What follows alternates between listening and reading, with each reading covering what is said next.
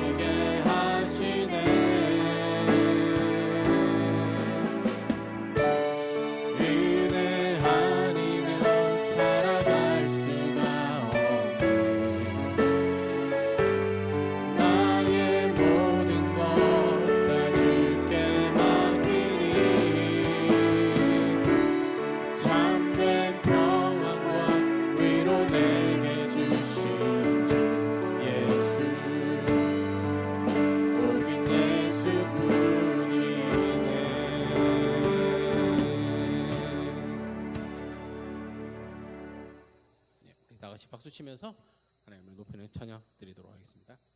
주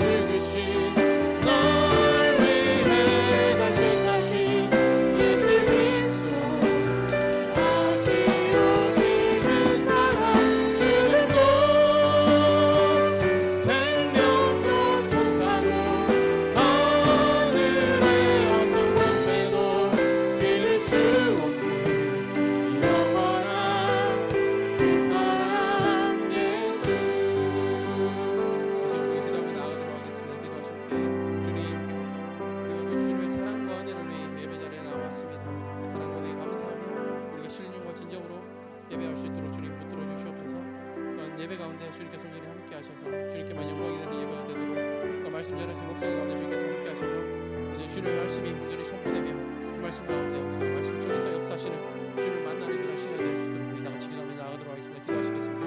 주님 감사드립니다. 시간 주님께서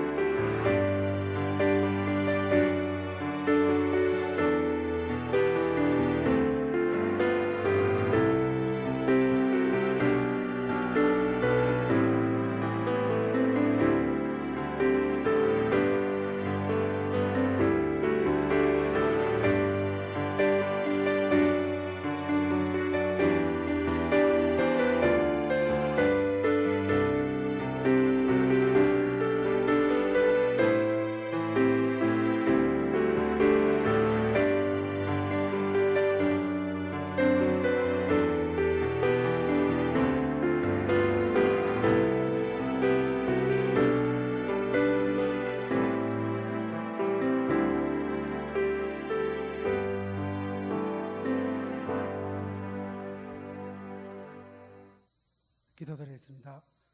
진리를 알지니 진리가 너희를 자유케 하리라 하신 주님, 주님을 알게 해주시니 감사드립니다. 언제나 하나님의 은혜 가운데 살게 해주시니 감사합니다. 성령을 통해서 우리 신앙을 더욱더 하나님께 가까이 가게 하시니 감사드립니다.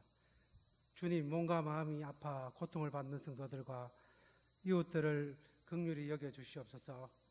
주님의 치유의 손길을 임하여 온전히 회복되게 하시고 환난 가운데서도 주님의 위로와 평강을 경험하게 하여 주시옵소서. 또한 각자의 직장과 일터에서 맡겨진 사명을 충실히 감당하게 하시며 그곳에서 주님의 빛과 소금의 역할을 하게 하여 주시옵소서. 다가오는 추석 명절 연휴를 주님께서 함께하여 주시옵소서. 가족 간의 사랑과 화목이 회복되는 시간이 되게 하여 주시고 아직 믿지 않는 가족들에게 복음을 전해지는 귀한 시간이 되게 하여 주시옵소서.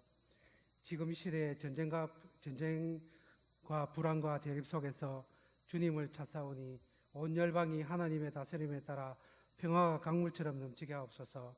이럴 때 우리 교회가 이 시대의 어둠 속에서 진리의 빛을 비추는 사명을 감당하게 하시고 열방을 품고 기도하며 복음의 통로로 쓰임을 받게 하옵소서. 이제 담임 목사님이 봉행하셨습니다.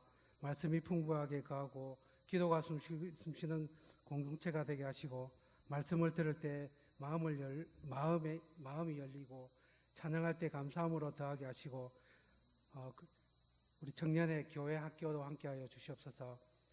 이 모든 간구를 우리 주 예수님의 그리스도 이름으로 간절히 기도드립니다. 아멘.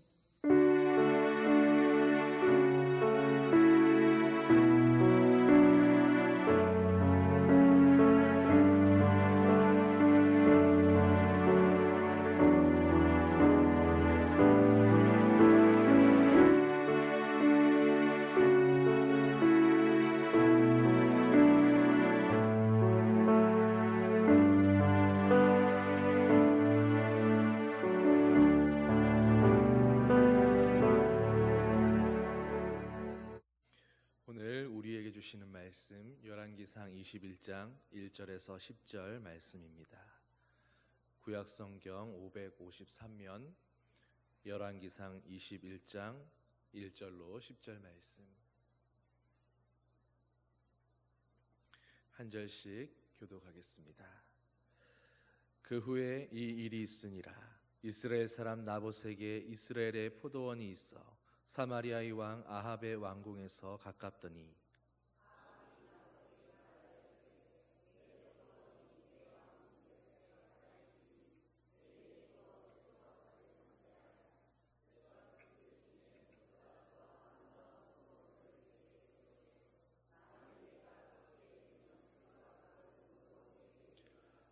나봇이 아합에게 말하되 내 조상의 유산을 왕에게 주기를 여호와께서 금하실지로다 하니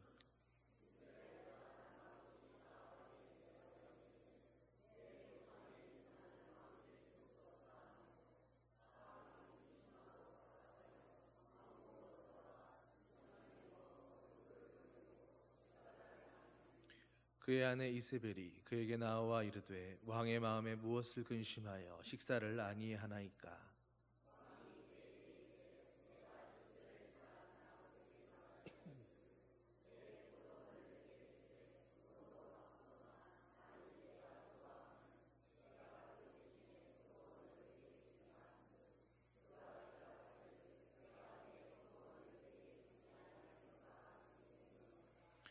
그의 아내 이세벨이 그에게 이르되 왕이 지금 이스라엘 나라를 다스리시나이까?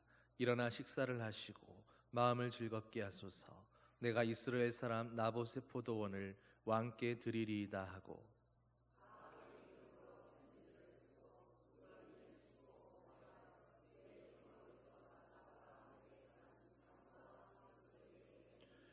그 편지 사연에 이르기를 금식을 선포하고 나봇을 백성 가운데 높이 앉힌 후에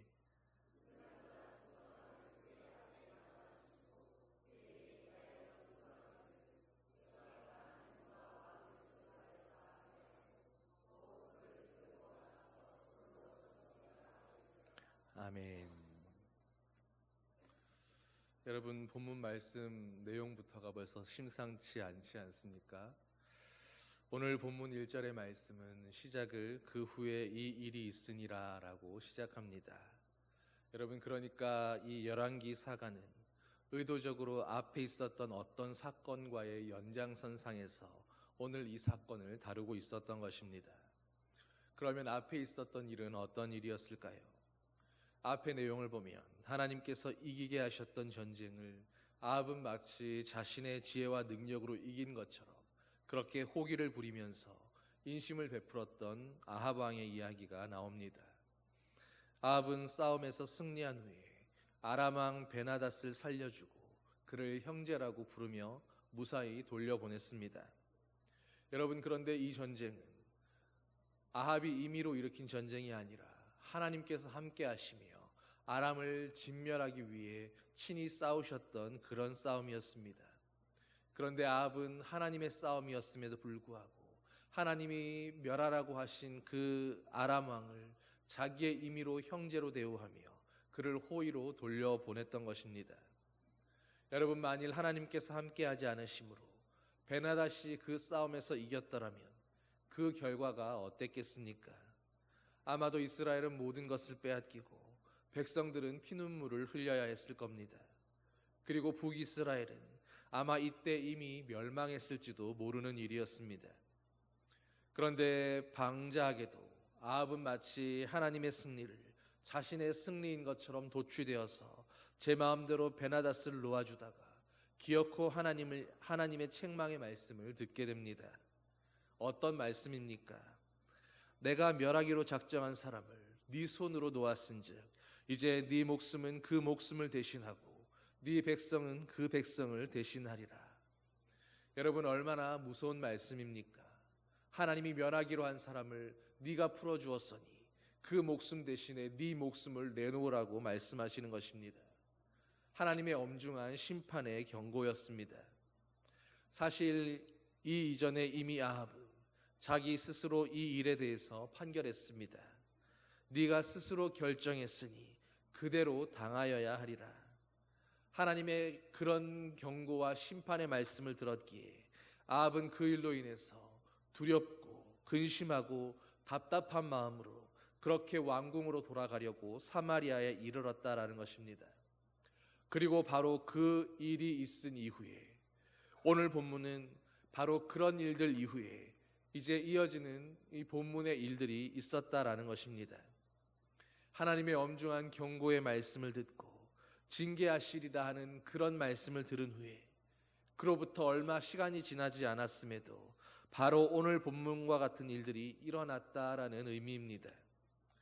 아합이 도대체 어떤 생각으로 자기의 인생을 살았던 사람인지, 도대체 어떤 왕이었는가를 너무도 잘 보여주는 한 단면과 같은 그런 장면입니다. 그런데 오늘 본문의 4절을 보면 오늘 본문에서도 아합이 또다시 근심하고 답답하여 왕궁으로 들어와서 제 침상에 누워 얼굴을 돌리고 식사를 하지 않았다라고 그렇게 기록되어 있습니다. 여러분, 그런데 아합이 근심하고 답답하였다. 바로 앞에 있었던 그 사건에서 20장 43절에서도 아합은 답답하고 근심했다라는 똑같은 표현을 하고 있습니다.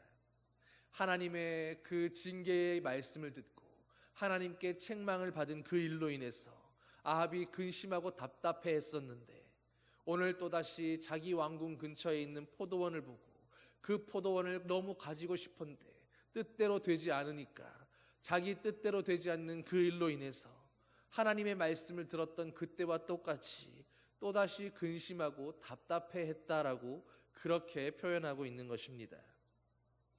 여러분, 이것이 얼마나 고도의 언어 유희냐면 아합에게는 오늘 자기가 잘못한 그 잘못으로 인해서 자신과 자기 백성들이 하나님 앞에서 징계의 피를 흘리게 됐다라고 하는 하나님의 그 말씀을 들을 때와 나봇의 포도원을 차지하지 못해서 자기 스스로 느끼는 그 답답함의 감정과 자기 그 한탄과 욕심의 그 마음이 똑같은 근심거리처럼 그렇게 여겨졌다라는 것입니다. 여러분, 정말로 얼마나 자기 본능에 자기 감정에만 충실했던 사람인가를 바로 이런 표현을 통해서 우리는 엿볼 수가 있게 되는 것입니다. 그저 순간순간 그때그때의 그 감정과 기분대로 자기의 욕망대로만 따라 사는 사람이었습니다. 그래서 그 감정대로 그 기분대로 그는 그렇게 바알과 아세라도 함께 숭배하며 자기의 기분 내키는 대로 그렇게 살았던 그런 왕이었던 것입니다. 아합은 하나님께로부터 엄중한 징계의 말씀을 듣고 그렇게 책망을 받은 후 돌아오는 길에 나봇의 포도원을 우연찮게 보게 되었습니다. 자기가 살고 있는 사마리아 왕궁 근처에 가까이에 있는 그 포도원을 보고 아합은 나봇에게 이 포도원을 주어서 내 채소밭을 삼게 해달라고 요청합니다. 그 밭을 주면 정당한 가격을 줄 것이며 혹은 가격이 아니라 땅을 원한다면 그보다 더 좋은 포도원을 주겠다고도 그렇게 설득합니다. 여러분, 겉으로 보아서는 전혀 문제될 것 없는 그런 말처럼 보이지 않으십니까? 그런데 문제는 본래 그 땅이라고 하는 것은 하나님께서 주신 기업으로 사사로이 매매해 버릴 수 없는 것이었다라는 것입니다. 그래서 오늘 나봇이 그런 아합 왕의 요청에 무엇이라고 대답합니까? 내 조상의 유산을 왕에게 주기를 여호와께서 금하실지로다, 그렇게 답변한 것입니다. 여러분, 이것이 하나님을 믿는다라고 하는, 적어도 하나님이 다스리는 신정국가의 그 이스라엘 백성들, 하나님의 백성들에게 있어서는 너무도 정확한 답변이요 타당한 이유이지 않겠습니까? 다른 그 어떤 이유가 아니라 하나님께서 우리 조상들의 유업으로 우리 백성들에게 주신 기업이었으니 이것을 하나님의 법에 어긋나도록 사사로이 매매하거나 왕에게 줄 수 없습니다라고 그렇게 이야기한 것이기 때문입니다. 레위기 25장 23절에서 28절을 보면 여기에 대해서 보다 자세한 사항들이 기록되어 있습니다. 토지를 영영이 팔지 말 것은 토지는 다 내 것임이라. 너희는 나그네요 우고하는 자로서 나와 함께 있느니라. 너희 기업의 온 땅에서 그 토지 무르기를 허락할지니 만약 너희 형제가 가난하여 그 기업 얼마를 팔았으면 그 근족이 와서 동족에 판 것을 물을 것이요, 만일 그것을 물을 사람이 없고 자기가 부유하게 되어 물을 힘이 있거든 그 판 해를 계수하여 남은 값을 산자에게 주고 그 기업으로 돌아갈 것이니라. 그러나 자기가 물을 힘이 없으면 그 판 것이 희년이 이르기까지 산자의 손에 있다가 희년이 마치고 돌아올지니 그가 곧 그 기업으로 돌아갈 것이니라. 여러분, 영원히 매매하며 그 소유권을 영구히 이전하는 것이 아니라 희년이라는 제도를 두고 비록 경제적으로 한때 곤궁하고 힘든 처지가 있어서 그 토지의 사용권을 매매하는 일이 있다 할지라도 50년마다 돌아오는 희년이 되면 다시 본 주인에게로 돌아가서 하나님이 주신 그 기업을 각자의 소유대로 회복시켜 주어야 한다라고 그렇게 하나님이 정하셨던 것입니다. 희년의 토지를 무르는 법을 만드신 까닭은 근본적으로 모든 토지는 하나님이 주신 그 지파와 자손들에게만 소유권이 있다라는 그런 의미였습니다. 그래서 살아가면서 50년 동안에 혹 가난해서 소유권을 잠시 넘겼을지라도 희년이 되면 살다 보면 언젠가 한 번은 만나게 될 그 희년을 경험하면서 본래의 소유권을 회복하고 하나님께서 주셨던 각 지파와 자손들에게 자식의 소유를 회복하고 누리게 되는 하나님의 회복의 은총과 그 은혜를 경험하게 하겠다라고 하는 것이 바로 하나님이 정하신 법의 의도였습니다. 그리고 바로 이런 하나님의 말씀에 충실하게 순종했던 사람이 바로 오늘 포도원의 주인 나봇이었습니다. 여러분, 그런데 이때가 언제였습니까? 북이스라엘에 우상 숭배가 극에 달해 있던 그 시절에 희년이라는 제도는 무색해지고 하나님의 법을 지킨다라는 것이 이제는 희미해지고 조롱거리가 되어버린 그런 시대 가운데 하나님을 경외하고 섬긴다라고 하는 것 자체가 부끄럽게 여겨지던 바로 그 시절에 오직 나봇은 하나님의 말씀과 법도에 그나마 충실했던 유일했던 사람이었다라는 것입니다. 나봇은 왕이 풍성하게 지불하겠다라고 하는 그 돈이나 혹은 더 좋은 땅이나 혹은 왕의 인정을 받고 그의 측근이 될 수 있거나 하는 그런 권력을 탐하지 않았습니다. 어쩌면 나봇은 아합 왕의 성품을 익히 알고 있었을 것이고 오늘 아합에 대해서 이 제안을 거절했던 행동이 어쩌면 죽음을 불러올 수도 있다는 것을 어느 정도는 이미 예측했을지도 모르는 일입니다. 여러분, 그러나 나봇은 그런 위협 앞에, 그런 예견된 불행 앞에 결코 타협하지 않고 오늘 하나님께서 금하셨다라고 그렇게 말하고 있었던 것입니다. 아마도 요즘의 그리스도인들이라면 이런 나봇을 향해서 어떻게 평가하겠습니까? 오늘 저와 여러분들이었다면 아마도 이런 나봇을 정말로 앞뒤 꽉 막힌 사람이라고, 신앙도 좋지만 눈치가 있어야 하지 않겠느냐고 그렇게 매도해 버리지는 않았을까요? 융통성이 없다라고 그렇게 폄하해 버리지는 않았겠습니까? 여러분, 그러나 알고 계십니까? 오늘 우리가 살아가고 있는 이 세상은 아직도 이런 원칙과 믿음 앞에서 하나님 앞에 바른 길을 가고자 타협하지 않고 앞뒤 꽉 막힌 그런 모습으로 살아가는 바로 이런 사람들, 우리 눈에는 신앙과 믿음의 결의 때문에 정말로 눈치코치 없고 앞뒤가 꽉 막혀서 대화도 안 되는 답답한 사람이라고 그렇게 조롱받고 놀림받는 바로 그런 사람들 때문에 유지되고 있는 것입니다. 오늘 하나님께서 지금까지도 이 악한 세상을 향해서 참고 또 참고 계시는 것은 바로 이와 같은 사람들이 아직도 이 세상에 남아있기 때문에, 의인과 악인을 함께 멸하실 수 없기 때문에 아직도 이들 속에서 그들이 속해 있는 이 세상에 희망이 남아있다고 보고 계시기 때문에 그래서 이 세상을 붙들고 계시고 유지하고 계시는 것입니다. 아마도 아합에게 조금이라도 하나님의 율법에 대한 관심이 있었더라면, 그리고 그 하나님의 말씀에 그나마 이스라엘의 왕답게 순종할 마음이 있었더라면 그는 최소한 여기에서 나봇의 말을 듣고 하나님이 금하셨다는 그 말을 듣고 자기의 욕심을 접었어야 했을 것입니다. 이유가 무엇입니까? 나봇의 말은 하나님의 백성으로서 또 하나님이 다스리시는 나라에 하나님이 세우신 첫 번째 종복인 왕으로서 마땅히 들어야 하고 순종해야 하는 지극히 타당하고 당연한 이유였기 때문입니다. 여러분, 그런데 오늘 본문을 보면 아합은 그런 나봇의 말을 듣고도 돌아와서 근심하고 답답해서 입맛까지 잃어버릴 정도였다라고 말씀합니다. 나봇의 그 포도원을 소유하지 않고서는 도무지 잠도 오지 않고 견딜 수 없을 만큼 그는 그토록 무모한 욕심에 사로잡혀 있었다라는 것입니다. 여러분, 앞뒤 상황을 생각해 본다면 정말 너무도 기가 막힌 일 아니겠습니까?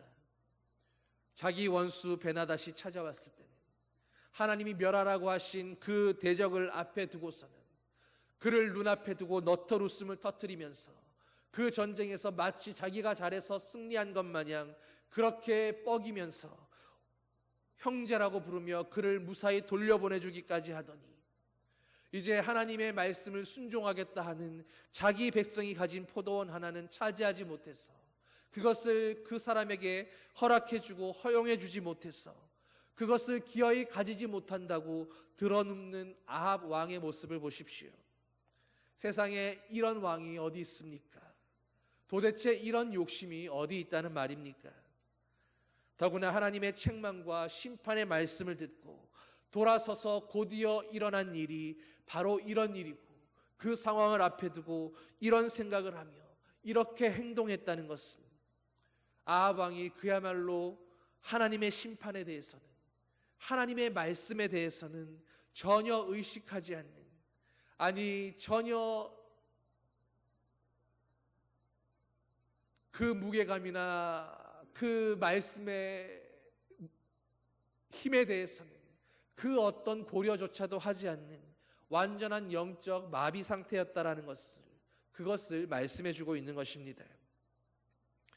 여러분, 그런데 하나님의 경고의 말씀에 대해서는 이토록이나 무감각했으면서 아합은 자기의 기분에 대해서, 자기의 감정에 대해서, 자기의 욕망들에 대해서는 어쩌면 이렇게도 철저하게 감각적이고 즉각적인 모습으로 반응할 수 있었을까요? 사랑하는 성도 여러분, 그런데 이런 아합의 모습을 보면서 바로 이런 아합의 모습이 꼭 오늘을 살아가고 있는 저와 여러분의 모습들, 바로 우리의 모습이라는 그런 생각이 들지는 않으십니까? 너무도 감각적인 시대에, 즉흥적인 느낌의 시대를 살아가면서 주님이 다시 오실 때에 우리가 이 땅의 것, 이 땅에 속해 있는 그 어느 것도 아무것도 소유하지 못한다는 사실을 알고 있으면서도 그럼에도 꾸역꾸역 더 가지려고 몸부림치고 더 누리려고, 더 느끼려고, 더 내 마음을 기쁘고 즐겁게 하려고 그렇게 우리의 느낌과 기분에 탐닉하며 살아가는 그런 우리의 신앙의 현주소, 우리의 실상을 간접적으로 말씀하고 있는 듯한 그런 모습으로 보여집니다. 우리는 교회 안에서 심지어는 경건이라고 하는 이름으로도 탐욕을 부리고 있었던 그런 모습은 없었겠습니까?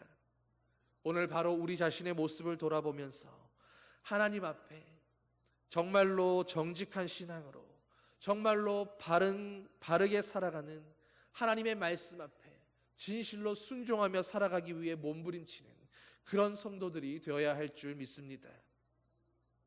여러분, 그리고 한편으로 이제 이런 아합의 아내였던 이세벨은 또 이 문제에 대해서 어떻게 반응했는가를 살펴봅니다. 남편 아합이 식사도 거르고 드러누워 있자 이내 아내 이세벨이 찾아옵니다. 그리고 도대체 무엇 때문에 그렇게 근심하고 있느냐고 물어보았습니다. 그러자 아합은 마치 고자질하는 사람처럼 이세벨에게 나봇의 포도원에 관한 이야기들을 털어놓았습니다. 여러분, 그런데 여기서도 아합은 나봇의 말을 고의로 왜곡합니다. 나봇은 분명히 조상들의 땅을 왕에게 주는 것이 하나님께서 금하신 일이기에 할 수 없다라고 말했지만 아합은 그저 나봇이 주기 싫어한다고 그렇게만 말했습니다. 여러분, 어쩌면 바로 이것이 신앙과 믿음의 행동에 대해서 아합이 가지고 있었던 생각이었고 그의 신앙의 수준이었는지도 모릅니다. 아합에게는 하나님의 말씀이라는 것은 하나님이 금하신 일이기 때문이다라고 하는 그런 말들은 일고에 고려할 가치조차 없는 것, 변명거리밖에 되지 않는, 핑계밖에 되지 않는 그런 수준의 말이었다라는 것입니다. 그래서 자신이 하나님의 말씀에 대해서 고작 그런 수준으로밖에 생각하지 않았기에 나봇의 그 말에 있어서도 자기가 주기 싫어하는 것을 왕 앞에 변명하느라고 하나님의 이름을 판 것이라고, 그저 변명거리에 지나지 않는 것이라고 고작 그렇게만 생각했던 것입니다. 여러분, 이럴 때 정상적인 하나님 백성의 아내들이라면 당연히 이런 아합의 태도에 대해서 책망했어야 마땅할 것입니다. 그런데 안타깝게도 이세벨은 이방 여인이었습니다. 하나님 나라의 법도에 대해서는 당연히 관심이 없었고 어떻게든 욕심대로 빼앗아야 하고 그리고 수단 방법 가리지 않고 차지하기만 하면 된다는 세상의 가치관에 철저하게 충실한 여인이었습니다. 그런 이세벨이 이 일을 어떻게 처리했습니까? 5절부터 이어지는 내용들을 보면 이세벨은 한 가지 음모를 꾸몄습니다. 이른바 작전 지시를 담은 한 봉서를 나봇이 살고 있는 성읍의 장로들에게 전해서 다른 사람들의 칼로 나봇을 치게 한 것입니다. 그것도 없는 누명을 억지로 씌워서 말입니다. 이세벨이 보낸 편지 속에는 이런 작전이 지시되어 있었습니다. 나봇이 사는 성의 장로와 귀인들을 초청하면서 나봇도 초청하여 높은 자리에 앉히라는 것입니다. 그리고 불량한 자, 요즘으로 치면 조직폭력배 같은 그런 사람들 둘을 시켜서 나봇을 거짓 증언으로 고발하게 하는데 나봇이 무려 하나님과 왕을 저주했다라고 그런 증언을 하게 합니다. 여러분, 당시에 두 사람이라고 하는 것은 재판에서 증언의 신뢰성을 확보하기 위한 최소한의 효력이 생기는 증인의 숫자였습니다. 그렇게 이세벨은 철저하게 조작된 사건 설계로 나봇을 끌어다가 그 자리에서 돌로 쳐 죽이게 만들었습니다. 그리고 당연히 나봇에게는 그 어떤 변명의 여지도 없었습니다. 이미 증인이 둘이었기 때문입니다. 이세벨은 나봇이 하나님과 왕을 모욕했다라는 죄명과 함께 두 증인이라고 하는 율법의 규칙을 이용해서 나봇을 손쓸 사이 없이 돌로 쳐 죽이게 만든 것입니다.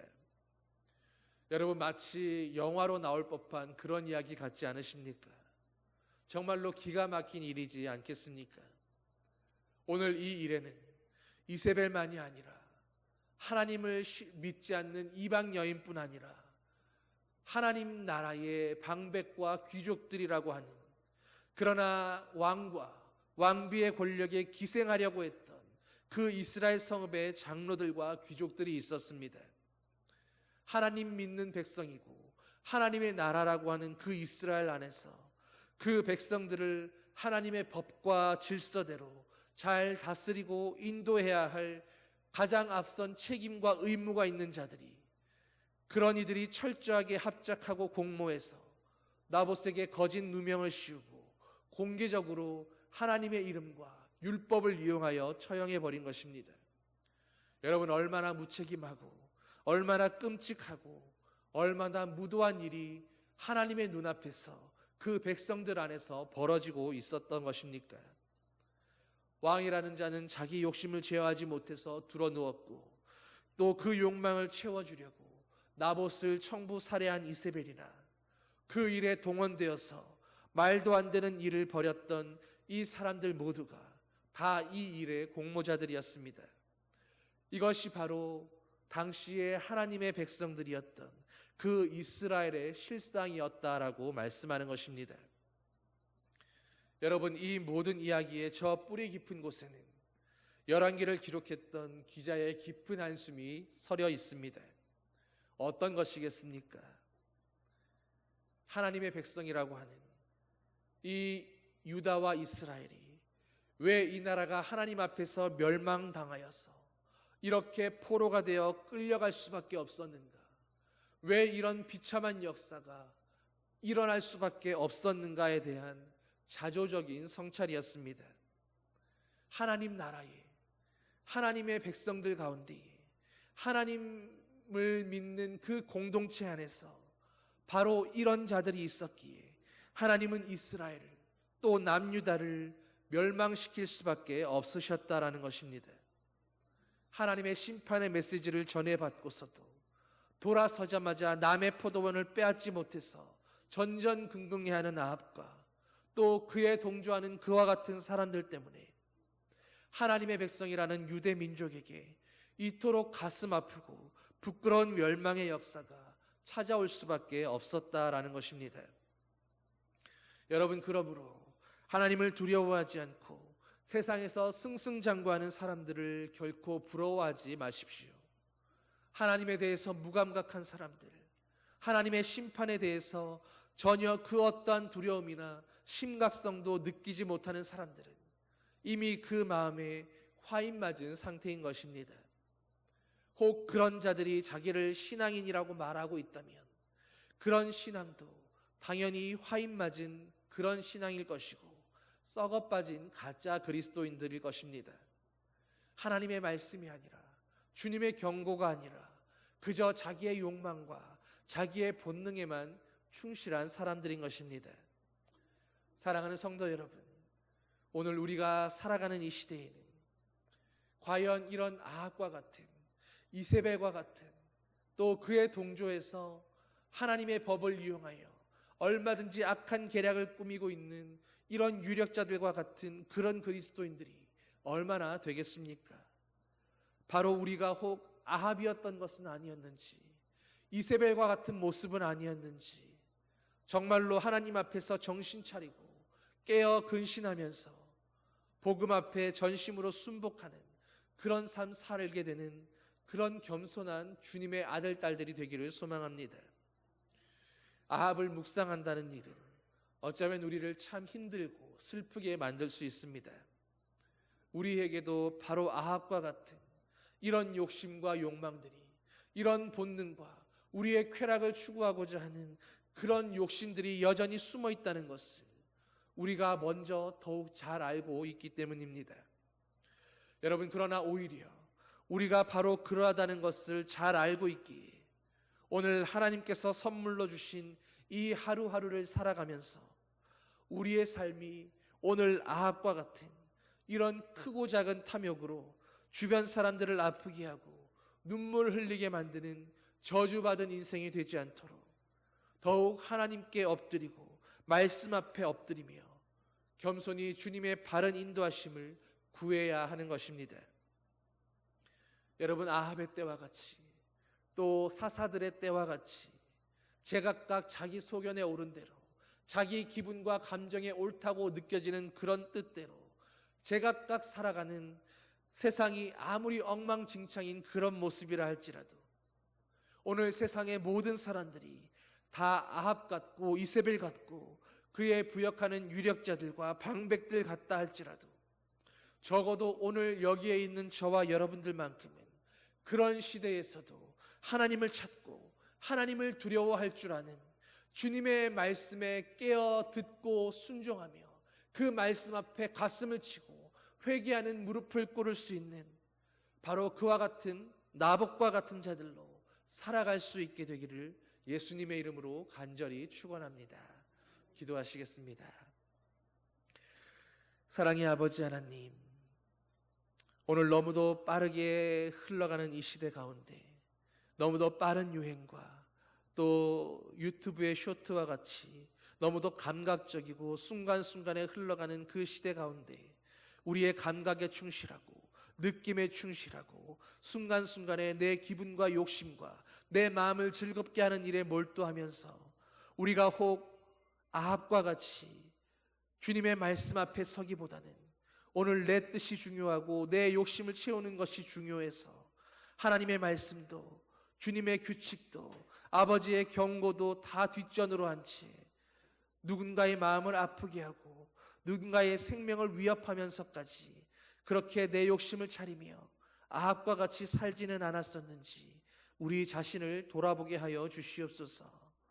오늘 이 소망 없는 시대에 아합과 나봇의 모습을 비교하여 바라보면서 우리가 과연 어느 편에 있는지를 돌아보며 그리고 과연 어떤 모습으로 살아야 할 것인가를 하나님 앞에서 고민하며 말씀 앞에 무릎 꿇고 주님이 금하신 일이라고 그렇게 선언하며 말할 수 있었던 나봇과 같은 삶을 살아가는 아버지의 거룩한 자들 되게 하여 주시옵소서. 세상 모두가 주님의 말씀을 뒷전으로 한 채 제 소견에 옳은 대로 살아가는 그런 시대를 살아간다 할지라도 오늘 주님 앞에 나 한 사람만큼은 아버지의 말씀 앞에 서는 자가 되겠다고 그렇게 결단하는 우리 모두가 되게 하여 주시옵소서. 감사드리며 예수님 이름으로 기도드립니다. 아멘. 505장 찬양하시겠습니다.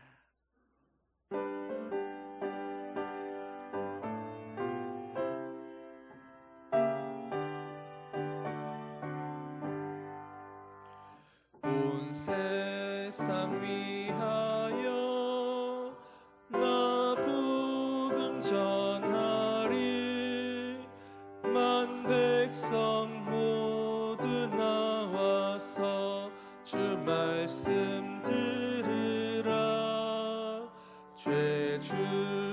빠져서 헤매는 자들아, 주님의 음성 듣고서 너 구원 받으라. 전하고 기도해 매일 증인 되리라. 세상 모든 사람 다 듣고 그 사랑 알도록 온 세상 위하여 이 복음 전하리. 저 죄인 회개하고서 주 예수 믿으라. 이 세상 구하려 주 돌아가신 것 나 증거하지 않으면 그 사랑 모르리. 전하고 기도해 매일 증인 되리라. 세상 모든 사람 다 듣고 그 사랑 알도록 온 세상 위하여 주 은혜 임하니. 주 예수 이름 힘입어 이 복음 전하자. 먼 곳에 나가서 전하지 못해도 나 어느 곳에 있든지 늘 기도 힘쓰리. 기도해 매일 증인 되리라. 세상 모든 사람 다 듣고 그 사랑 알도록. 이제는 우리 주 예수 그리스도의 은혜와 하나님 아버지의 극진하신 사랑과 성령의 위로 교통 인도하심이 오늘 아합이 아니라 나봇이 되어 살아가기 원하는 주의 말씀 앞에 언제나 순종하며 말씀 앞에 엎드리는 자가 되기 원하는 주님의 사랑하는 아들 딸들 위해 예수 그리스도의 몸된 교회 위에 이제로부터 영원히 함께 하시기를 간절히 축원하옵나이다. 아멘.